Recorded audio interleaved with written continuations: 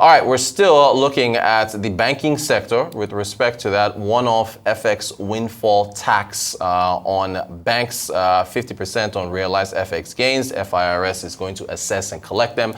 The banks can get a deferred payment. Of course, that could be, but it has to be a deadline of December the 31st to get that locked in. So a whole lot to get into. Let's listen to Aliko Dangote, who, of course, is the president, founder, of course, of the Dangote Group, reacting to the NMDPRA, Midstream Dumping Petroleum Regulatory Authority, talking about his products from the refinery being inferior. Let's listen to a clip of what he had to say. The leadership of the House, I want you to even at any time set up a committee that they will come with every representatives headed by your chosen honorable member to come and lead in taking samples from filling stations. Because I must tell you today that all the test certificates that people are busy, floating around, where are the labs? Even if they have the labs, I can tell you they are fake certificates. The real one that you now know that they are right is to take from the filling station and also to come and take also from our production line. Now you will be able to tell Nigerians that this is it. But the marketing of a company by a regulator that he's supposed to protect is very, very unfortunate. All right, we're joined by Patrick Ataunya. He's the publisher of MoneyCentral Media Ltd. to take all this in. Patrick, let's start internationally, I guess. Well, what do you make of Biden's decision to drop out, endorsing Harris, and the amount of money that has flowed in since then? Yeah, so it was drip for Joe Biden. A lot of bad news, capped off by the COVID that he got, and they had to go back home and get off the campaign trail. So for me, I think it energizes the Democratic Party, right? I think there's a coalescence around Kamala Harris. So young people might be coming back to the fold. The donors, the big donors, are very happy with what has happened. Some of them were the major push to get Biden off that ticket. So I think it's if you're a Democrat, you're cautiously optimistic that Harris can, is a passing the torch type of thing, that Harris can take the baton and, take the Democratic Party to the next level. She's younger than the two former candidates. She's only 59 years old. And polls have shown that American voters want a younger candidate, right? They don't want these two old men to to be the face of America in the next 4 years. So still some issues she has to navigate. She was part of it was a Biden-Harris ticket. So whatever discontent the American public has with the economic issues they're facing, inflation, social issues like immigration, whatever discontent they have, she'll have to it's going to be a bait and switch. She has to she's a new candidate, but she's also the old candidate, right? So some of these issues, she was part of that Biden team that were pushing these policies, and she has to now come out with her own policies. Then she also has to navigate. Biden is going to be president till December, but she is the nominee for next year, to be president next year, and she's also still the vice president. So how is she going to navigate that? Because what is the dynamics when she and Biden appears in public? He's still the president, right? So that's a difficult thing to navigate. But the good thing is Americans right now, they're kind of switched off. They've gone on holidays, they've gone on vacation. Most times presidential elections, they don't really begin to pay attention till September, October, right? So a lot of it will be noise now, but when we get the polls by September, October, then you begin to see, okay, what's happening to the race. On the market side, how do you trade this? Because when it looked like Trump was in the ascendancy, we saw fossil fuel trades going up. Now I don't know how do you trade a Trump or Harris? Okay, so on the currency and fixed income side, when it felt like Trump was up, right? You saw the dollar was, strengthening a bit. The Mexican peso was kind of weakening. stocks were going up. Trump's thing is, okay, he wants to cut taxes, so the Trump's tax cut is going to expire in 2025. So Trump says he wants to make it permanent. Cut regulation, roll back some of the border issues that it has, roll back on immigration, put tariffs, right? Tariffs are big, put a lot of tariffs on China. In fact, there's a sense that he wants to replace taxes with tariffs, right? Income from taxes with income from tariffs. So that's going to be bad for the global economy. Then energy, so then Bitcoin, right? Bitcoin, crypto, it was good for that. So the energy stocks good, crypto, things related to trade, right? Protectionism, good. Like American companies that investing in the domestic economy, good.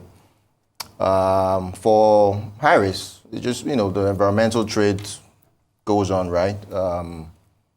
You will not see too much push on the border, Mexican border. So the Mexican peso should probably rally. More of the same, really. A big government, right? Maybe a big stimulus package, right? Have for a signature, first 100-day legislation. So at the end of the day, not too much difference for both candidates. I don't think the stock market is going to sell off either way, right? Yeah. So whoever wins, stock market is going to be good. Spring things home. I want to get your thoughts on what you've made of the face-off between the NMDPRA, that's the Midstream Downstream Petroleum Regulatory Authority, and the Dangote refinery. What's your sense of what you've heard so far? What's been coming out? Okay, so it's unfortunate that the NMPDRA, I mean, the acronym is so difficult so difficult to pronounce. We wonder what's going on there. But the guy it's unfortunate that the guy came out to make some negative statements about the Dangote refinery, right? He is the regulator. If he had any issues with the refinery in terms of quality, he could have said it, pass the message across privately. Yeah. Now Mr. Dangote has come out to counter that their own quality control test has shown that what Mr. Farouk said is not true. So apparently the regulator spoke without having the facts on the ground, so which is unfortunate. And I want to make this point. The Dangote refinery is actually vital to what Nigeria is trying to do with its economy. You talk about $1 trillion economy, GDP by 2030. Right. It's vital to the Naira, right? Naira retaining its value. The refinery will be the biggest, by our estimates, the biggest seller of dollars in the interbank market, starting from next year as a standalone entity, right? So what did the CBN do with the Naira dollar exchange rate? They liberalized it, right? Willing buyer, willing seller. If there are no sellers in the market, then the prices will keep going up, right? That's why you have pressure on the dollar, right? So the refinery is going to do $26 billion in revenues, according to Mr. Dangote. If you slap a margin of 30% on that, take away taxes, you could be seeing profits of between $4 and $5 billion per annum, right?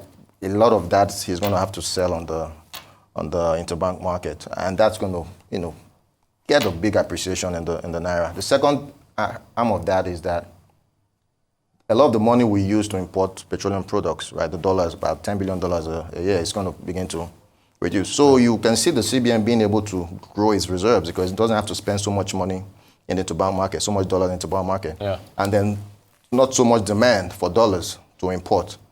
So you could see the CBN easily growing its reserve to $60, $70 billion. So all these things are linked, right? And it's unfortunate that the NMPDRA guy, he doesn't understand that, you don't go up around attacking a firm that has potential to impact is already impacting your economy in such a big way. It's just unfortunate. Thanks. So let's get to banking. I want to get your thoughts on the one-off. I was talking about regulators now. Again, this really came from the presidency, that letter to the Senate. The FX, since we're talking FX, one-off windfall tax. What have you made of it? All right. So I think it's a fiscal is coming from the fiscal side. Yeah. It's not coming from the CBN or the monetary side. Right. And unfortunately, they don't understand what they're talking about. Unfortunately, you know. So let me break it down. They see the books of the banks and the CEO. He has made a lot of FX gains, right? Yeah. FX profit. The problem is that most of those, because I looked at about 10, 12 annual reports of the banks, most of those profits are unrealized gains, right? So the banks have not actually booked those profits. They've just had to make an accounting reference to this. So let me explain it a little bit so that the layman can understand. So Rotus, in last year you had, let's say you had $1,000 in your domiciliary account, right? In June, before the Tinubu government took over. So that $1,000 was worth about 485, 500, was booked at dollars were about 500 to 1, right? So that's about 500,000 naira. Right. So Cardoso comes in, liberalizes the market. By December, the value of the naira was around 1,000 to 1. So your $1,000 is now worth $1 million. Right. Naira. $1 million naira. Yeah. But you've not sold your dollars. Your dollars are still in your DOM account, right? You've not closed out your trade. You know, you've not booked that profit. Right. So the government is now coming to tell you, you have to pay me half the gains on that increase. In, you know, so that's where we are with the banking. So a lot of the FX gains are tied to things like derivatives. So the banks have their long dollar. They have to put some derivative trades on to hedge their positions, right? So they can't just go and unwind those trades because the government wants to take taxes. So a company like GT Bank, right? They booked 440 billion naira in unrealized foreign exchange gains, right? So basically, the government wants them to hand over 220 billion naira. Where are they going to get the money from? They're just going to raise 500 billion from the market. For the market. Yeah. So you want to take that money and hand it over to the government. Doesn't make any sense. You know, so I expect the banks to begin to give some pushback. The fiscal guys, they don't understand what they're talking about. You know, there's no money. Those are paper profit. There's no money for you to go and collect. You know, from that. So I think the NDIC, the central bank, it can also lead to instability in the balance sheet of the banks because you want to pull huge amounts of money that are not really, there's no cash, it's just paper profit from the banks, and can impact their shareholder funds and capital base. You know, so I think there should be some pushback. There was no discussion of this. It just came out of the blue. So even a lot of the bankers I talked to, they were like, we don't know what's going on. We don't know where this is coming from. So I think they should explain to the government that there's no money for them to collect. Patrick Ataunya, publisher, MoneyCentral Media Ltd. Great talking U.S. politics, Nigeria oil and gas, and banking with you. Thank you so much. Thank you so much.